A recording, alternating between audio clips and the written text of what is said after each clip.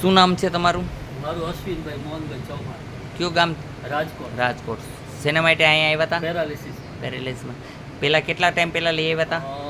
દોઢક મહિના પહેલા આવ્યા હતા. હા, તો અત્યારે કેમ છે? અત્યારે આમ રિઝલ્ટ છે. બરોબર છે.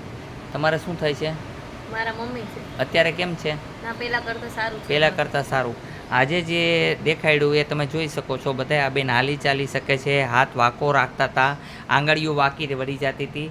આજે અત્યારે આંગળીઓ એમની વાંકી નથી વરેલી, જુઓ તમે સીધી જોઈ શકો છો. અને એ બેન આપણે જાણ પોતાને કરીએ. બેન, આપને કેમ લાગે છે? સારું લાગે. અહીંયા આવ્યાથી ફાયદો છે કે નથી? ના, ફાયદો છે. કોઈ પૈસા લીધા? ના. હા, એમ દવા દઈ એના લઈ છે. હું ચોખ્ખું કહું છું ને ત્યાં ટૂંકે જે દવા દઈ ને એનું ચાર્જ લઈ છે.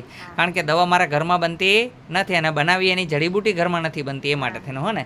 બાકી બધું સારું છે ને? સારું. હા, એમ આવું કામ છે અમારું. ગમ્યું કે ન ગમ્યું?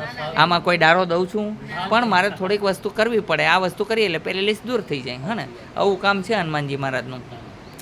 અહીંયા આવવા માટે આટકોટથી ગરણીથી થોરખણ ઉપાદેશ આશ્રમ આવેલો છે. અહીંનો સમય સવારે 9 થી 12, સાંજે 4 થી 6 છે. સોમવારના દિવસે રજા હોય છે.